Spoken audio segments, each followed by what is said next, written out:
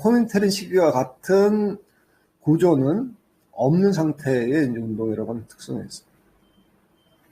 그다음 그 이유가 이제 3단계인데 일부에서는 아직도 이제 국제공산주의 운동이 있는 것으로 건재한 것으로 생각하고 그 운동의 노선에 따라서 그냥 쭉 가자는 입장이 있고 그걸로는 가능하지 않고 혁신과 재구성을 통해서 뭔가 이제 그 다음 단계로 나가야 한다는 그런 입장들이 있다고 볼 수 있겠습니다. 그래서 역사적으로 세 단계를 보겠는데 첫 번째는 코민테른 시대입니다.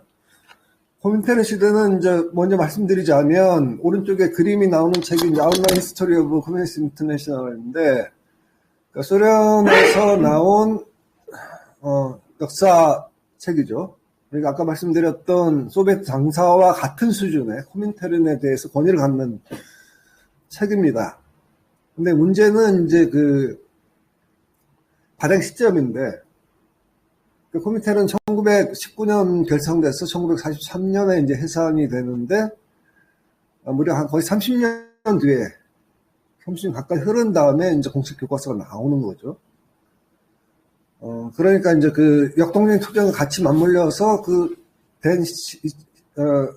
종결된 이후 시점에 운동에 참여했던 주체들이 모여서 자기 평가를 통해서 글을 썼다기보다는 약 30년간의 반절 속에서 책이 나왔으니까 이제 평가가 30년이 이제 시차를 갖게 되는 이런 책이라고 하는 것이고, 그 다음에 기술 방식과 내용에 있어서는 그 소비에트 당사가 갖고 있는 문제점을 그대로, 그러한 이제 그 집필 스타일, 구성으로 돼 있는 거기 때문에, 사실은 이제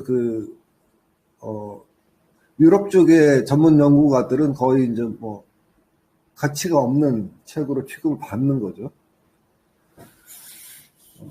그래서 이 책의 이제 문제점이 이제 그렇다는 것이고, 코민테른 시대에 보게 되면 아까 말씀드렸듯이 이제 뭐, 이 부분은 굉장히 많이 알려져 있기 때문에 특별히 뭐, 첨삭이 별 필요 없는 그런 부분입니다. 그래서 출발은 러시아革命과 이제 제3인터내셔널 건설이고, 그래서 이제 1 인터내셔널 3인주의 운동은 국제공산주의 운동의 전사에 해당하는 거고, 그 다음에 코민테른 운동은 제3 인터내셔널 코민테른으로부터 이제 시작되는 것이고, 그 다음에 이 제3 인터내셔널은 이제 제2 인터내셔널의 반전파인 지머발트 좌파에 의해서 이제 발전돼 온 것인데, 사실은 지머발트 좌파는 워낙 소수기 때문에 점선으로 연결되긴 하지만은 거기에 뿌리가 있다 이 정도지 실제로 조직 이후에 이제 코민테른 형성과 발전에 비하면 아주 작은 부분이었다 이렇게 이해하시면 되는 거고.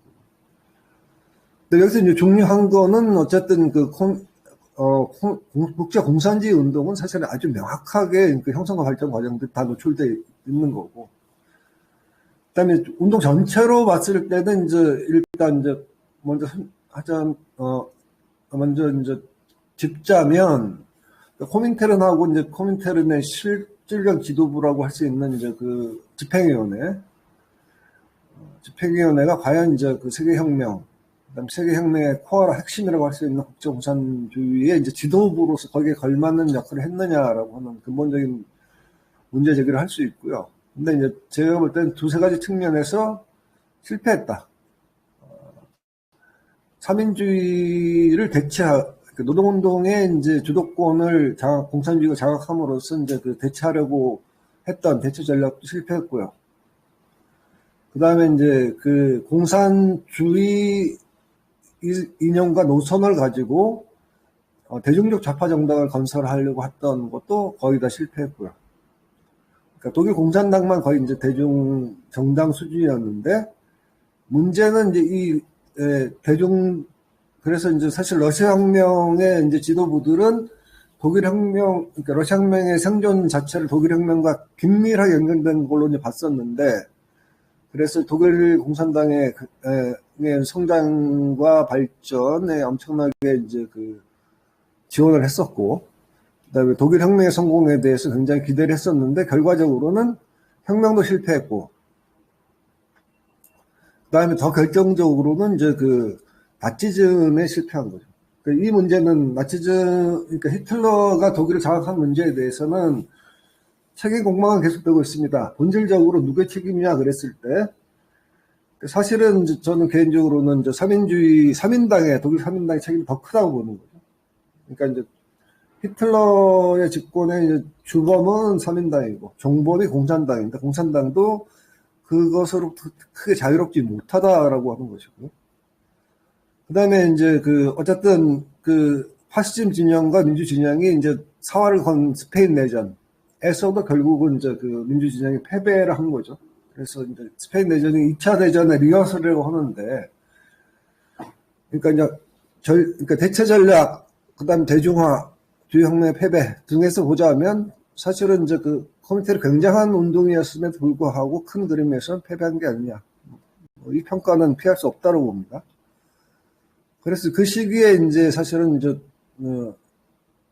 독일 카페데만 이제 유일하게 KPD 카페데라고 하죠. 카페데만 유일하게 이제 대중 정당으로 했으니까 이제 소련 외부에서 제1의 공산당이었던 거죠. 그러면서 이제 유럽에서 어느 정도 공산당들이 형성이 됐지만 이들이 이제 대중정당으로 이제 발전한 경우는 거의 없었다. 그러니까 대단히 제한적이었다라고 볼 수밖에 없는 겁니다.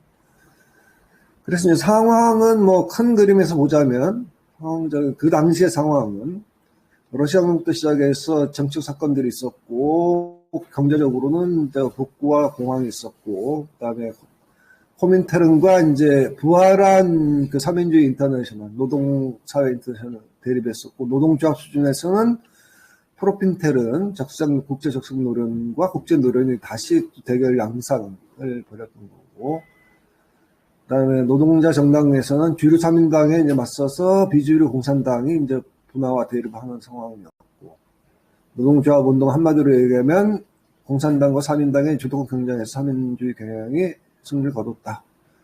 그래서 이제 좌파 코민테른의 실패가 결국은 이제 나치즘의 승리로 이어졌고, 이제 2차 대전까지 이어지는 거죠. 2차 대전까지 이어진 비극에 대해서 이제 1차적으로는 저는 이제 1번은 뭐 부르주아들이 책임이 있는 거고요. 연합국의 부르주아 책임이 있고, 2번은 삼인주의 책임이고, 공산당도 3번 정도의 책임이 있다. 근데 이제 보통 러시아 쪽 기술에서는 싹 빼버리긴 하는데 자기 책임에 대한 자기 반성이 없다고 보는 거고요. 그다음에 2차 대전은 한 형태로 보자면 이제 사실은 코민테르 시기에 이제 반파시 인민전선은 실제로 구성된 거는 프랑스와 스페인 두 군데였는데 두 군데 다 이제 성과를 거두지 못했고 전쟁에 말리면서 이제 인민전선 전술도 사실은 실패한 건데 어쨌든 상황이 이제 굴절을 겪으면서 2차 대전 자체의 연합국 파시즘 나치에 맞선 연합국의 미국 미영과 소련의 이제 협력이 이제 반파시오 인민전선인 거죠. 그런 형태로 이제 됐고, 어쨌든 2차 대전에서 연합국이 승리하면서 이제 민주주의 회복하는 코스로 돌아온 거죠. 굉장히 복잡하게 이제 돌긴 했으나, 이런 결과들이 이제 이 시기의 역사였다고 하는 것이죠. 그래서 그 밑에 부분에 대한 이제 설명은 좀 생략하겠습니다. 내용이 이미 다 알려져 있는 부분이고, 이제 이 그래프는 이제 독일 혁명 시점부터 히틀러 집권까지의 각 세력들, 여기 보시면 이제 3인당이 사실은 이제 전후에 가졌던 데서에 있었고, 밑에 이제 카페데는 20년 창당 이후에 성장해서 사실은 이제 집권 직전에는 3인당과 이제 공산당의 세가 거의 비슷한 수준까지 이제 올라왔던, 뭐 사이의 시기는, 물론 이 시기는 대공황 시기라고 하는 특성이 있긴 하지만, 근데 어쨌든 독일 혁명은 러시아 볼셰비크의 유럽 혁명에 대한 기대에 부응하지 못했고, 외부의 최대 공산당을 이제 만들었지만 결과적으로 히틀러에 이제 패배를 했다라고 하는 것이죠. 그래서 이제 제3인터넷, 그러니까 이제 국제공산주의 운동은 제3인터내셔널 건설과 동시에 이제 주요 국가에서의 이제 그 공산당 건설 과정들이 스타트라고 볼 수 있는 거죠. 그리고 독일에서는, 공산당이 18년, 프랑스 20년, 이탈리아 21년. 그러니까 전후해서 이제 형성이 됐고요. 그리고 요 당들이 이제 주요하고, 그 리스트는 그 밑에 나와 있습니다. 있을 때 사실은 이제 그 표에 보시자면 어느 정도 규모를 갖춘 당은 이제 보자면 체코가 동유럽에서 있었고요. 프랑스가 한 10만 정도. 카펙은 이제 당원 수가 이제 18년에는 한 10만 정도인데 나중에 최장점일 때는 이제 그 서민당 좌파 통합하면서 40만 정도까지 됐었다고 합니다. 이탈리아는 이제 한 7만인데 이제 무솔리니가 파시즘이 바로 23년에 이제 잡았기 때문에 이탈리아 공산당은 이 시기에는 제대로 성장할 기회가 없었다고 볼 수 있는 거죠. 그렇다고 봤을 때 결국은 한 서너 개 정당, 10만 단위 정도 되는, 완전히 대중정당을 볼 수는 없지만 그래도 위력적 규모를 갖춘 당들이 이제 한 3개 정도에 불과했고, 나머지는 사실은 소수 정당들이죠. 표에 안 나와 있는 숫자가 안 된 거는 더 숫자가 더 작은 규모라고 볼 수 있죠. 벨기에 같은 나라는 뭐 만들었는데 한 500명 정도 규모라고 하는 거니까. 그래서 이제 그 공산주의 인터내셔널 코민테른의 이제 결성과 그 선언에 비해서는 실질적인 이제 그 공산당이 조직화는 사실 거의 모든 나라에서 공산당이 만들어지긴 했지만 대단히 이제 그 제한적인 발전에 머물렀다라고 하는 것을 볼 수 있습니다. 그 다음에 이제 사실은 이제 평가에 가기 전에 이제 보통 이제 코민테른 역사는 공식적으로 그 4개의 시기, 1기는 직후는 유럽혁명에 이제 그 집중했던 시기고요. 그 다음에 이제 이 시기를 통해서 이제 볼셰비키화가 이제 진행이 되고, 2기는 이제 그 유럽혁명이 일단락되면서 이제 그 아래로부터의 통일전선해서 그 이제 삼인주의 노동운동과 공산주의 노동운동의 이제 아래로부터의 이제 그 통일을 지향하는 건데 사실 뭐 별 성과를 거두지 못했던 거고. 근데 3기는 공황 전후하면서 다시 이제 그 좌선회를 하는 거죠.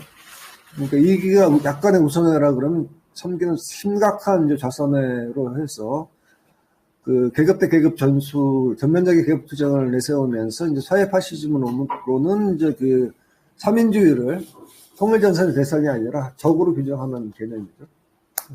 말로는 사회주의를 내세우지만 파시즘 세력이다. 그러니까 좌파내에서의 이제 그 완전히 틀린 얘기는 아닌데 상당히 과도한 주장이죠. 그 결과 이제 어떻게 보면 그게 전부는 아니지만 이런 접근의 결과로서 이제 어떻게 보면 파시즘에게 이제 그 집권의 기회를 내준 게 아니냐라는 것이고, 4기는 이제 그 반파시즘 인민전선이죠. 여기서 제가 빠뜨렸는데 사실은 코민테른 대회가 이제 점점 좀 그 간격이, 그러니까 19년에 1차 대회하고 2년에 한 번씩 열리기로 했는데 3기까지는 28년까지는 그래도 2, 3년 간격을 유지했지만 이제 6차 대회하고 7차 대회는 굉장히 뜨는 거죠.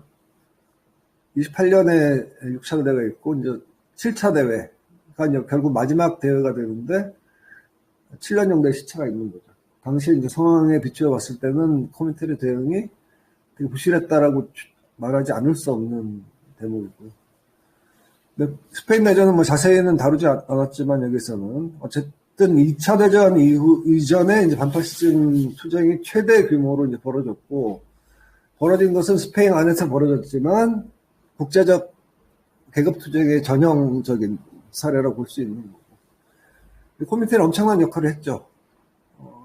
국제적인 지원을 동원했고, 그다음 국제여단을 조직해서 토탈 한 6만 정도 대우에 이제 전 세계에서 이제 스페인의 공화국과 민주주의를 구하기 위한 투쟁들이 벌였지만 결과적으로 패배를 하지요. 패배했을 때 뭐 여러 가지 책임론이 있긴 하지만은 이제 그 개입하지 않았던 영미 프랑스가 일차적인 가장 큰 책임이 있고, 그다음에 프랑코는 이탈리아와 이제 독일의 전폭적인 지지를 받았기 때문에 그 소위 이제 서구 민주주의의 이제 외교의 최악의 패착이라고 볼 수 있는 거죠. 그다음에 이제 여기서는 이제 근데 이제 소련의 지원들이 이제 이 시기에 사실은 코민테른의 뼈아픈 부분들인데 이제 그러니까 소련의 지원이 이제 그 첩보기관 NKVD의 계획까지 왔었는데 그건 뭐 여기서 자세히 생략하겠습니다. 전체적으로 평가를 하자면 코민테른은 이제 프롤레타 세계 혁명당으로서 국제공산운동의 지도부, 전위, 총참모부 이런 위상 규정으로 이제 출발을 했는데 러시아 혁명과 소비에트 연방이라는 거대한 역사적 실험에 힘입어서 이제 코민테른의 전 세계적 권위는 그 절대적이었다라고 하는 것이고, 이거는 뭐 실체의 규모와 실상과 관계없이 전 세계의 부르주아지는 공포에 떨 수밖에 없는, 막스가 얘기했을 때 공산주의 유령이 유럽을 배회하고 있다는 수준 정도가 아니라 실체를 가지고서 적어도 이제 유럽과 주요한 지역에서 단 하나의 깃발, 코민테른이라고 하는 깃발 아래에서의 이제 운동들이 이제 되었다고 하는 거죠. 그래서 이제 그런 의미에서 사실은 그 차원이 다른 운동이고 차원이 다른 이제 실험이었는데, 뭐 결론적으로 얘기하자면 이제 그 성공을 못한 거죠. 실패한 프로젝트라고 하는 거고. 그래서 이제 보자면 사실은 이제 그 과잉 확장이 아닌가. 실질적인 그 주체들의 역량에 비해서는 너무나 큰 과제를 담당해서 실패한 게 아니냐. 그래서 이제 유럽혁명과 다소 전략인 실패, 중심적 과제였던 것에 대해서 실패를 했던 것이었죠. 그래서 이제 그 원래의 프로젝트는 1차 대전에서 노동계급과 사회주의 대회를 맺히는 삼인주의 세력을 응징해서 좌파 내에서 이제 다수화 전략인 거죠.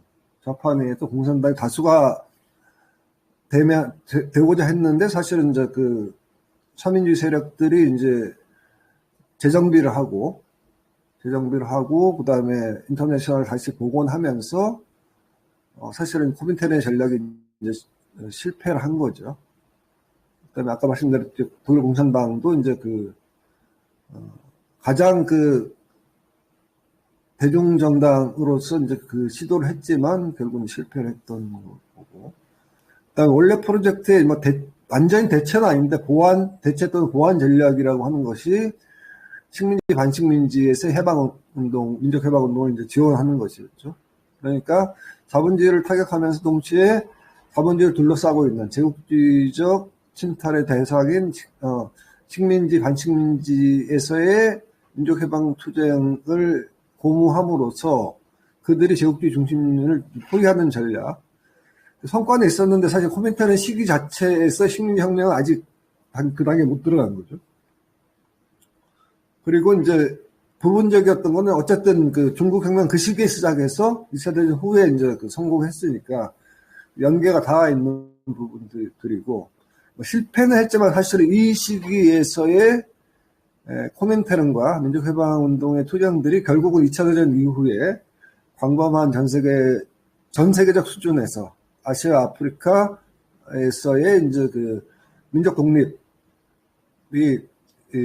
거의 동시적으로 이루어지게 했던 데에 기반을 쌓았던 것은 부정할 수 없는 사실이다 하는 것이고요. 근데 전술적으로 보자면 아까 이제 1, 2, 3, 4기를 거쳐서 이 전술적 좌충우돌은 굉장히 큰 문제가 됩니다. 그래서 혁명적 전술에서 후퇴한 다음에 아래로부터 통일전선, 다시 공세를 전한 3기죠. 사회 파시즘. 코민테른 3기라고 했을 때 거의 좀 악명이 높아요. 왜냐하면 삼인주의를 사회 파시즘으로 한 것들이 너무 파국적인 결과를 가져왔기 때문에. 그 다음에 이후에 다시 통일전선으로. 그런 다음에 사실은 이제 문제가 뭐냐면 코민테른 해산이 이제 코민테르 주체들, 코민테르에 참여, 코민테르는 세계혁명의 당이기 때문에 어쨌든 각국의 당이 하나의 섹션으로 존재했는데 그들 간의 토론과 논의가 아니라 그냥 스탈린의 결정으로 코민테르 1930년에 해산이 되는 거죠. 간단한 스테이트먼트로.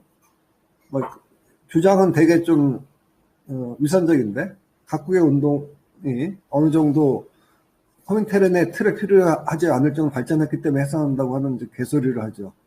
실제로 그 전시였고, 그 다음에 그 미양과의 협력을 위해서 소련은 그 아래로부터의 혁명운동을 추진하지 않는다고 하는 제스처로서 이제 이렇게 표시했기 때문에 이 부분에 대한 것들 대단히 이제 중요한데 어쨌든 이제 이 코민테른의 이제 이 시기를 경고하면서 코민테른의 이제 전술 또는 전통, 투쟁의 전통이라는 것이 그 이중적이었던 에릭 홉스본이 이제 구별을 해서 표현했는데 막스 시대로부터 가져왔던 고전적 계급 투쟁과 그다음에 이제 그 정당과 그러니까 제도 정치에 이제 진입하면서 갖게 되는 통일전선. 전체를 봤을 때는 사실 통일전선이 방어적 전략인데 이게 또 이제 상황이 개선되게 되면 그 일종의 이제 침투, 개입 전략으로서 이제 공세적 전략으로까지 이용되거든요. 그래서 이제 이 사실은 계급 투쟁 전략 자체가 실패를 했다. 왜냐하면 삼인주의를 극복해서 주류화 전략도 실패하고 노동조합 장악도 이제 하다 보니까 대중정당으로까지 이제 못했던 거죠.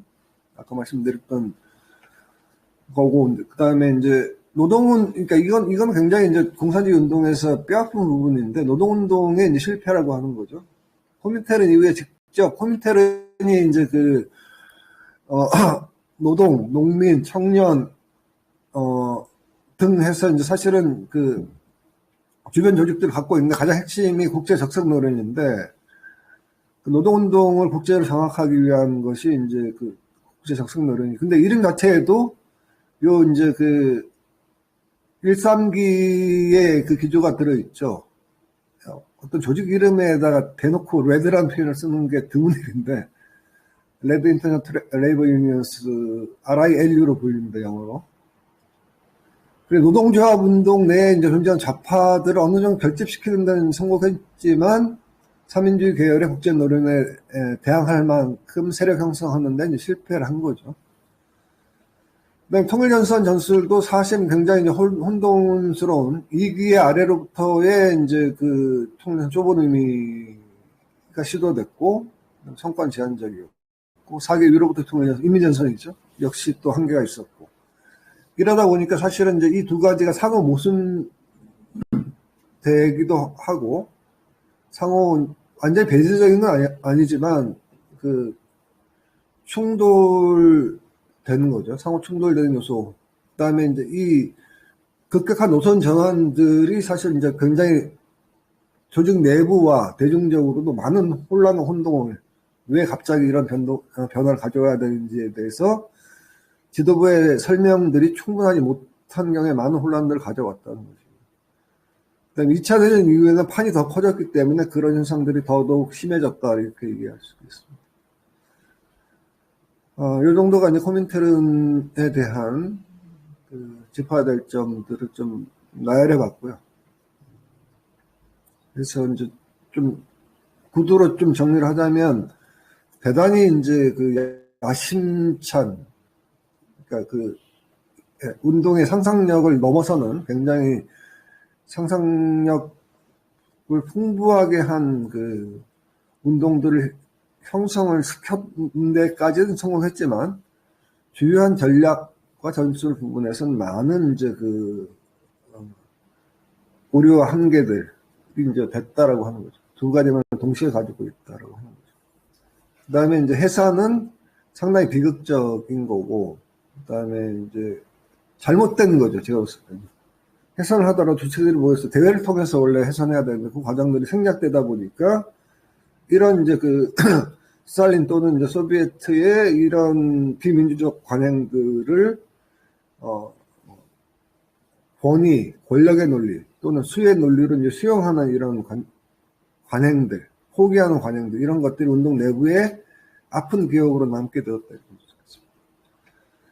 다음 단계는 이제 코민텔은 이후의 단계인데, 짧은 기간에 이제 코민 포럼이 형성이 되죠. 코민 포럼은 밑에 보시게 되면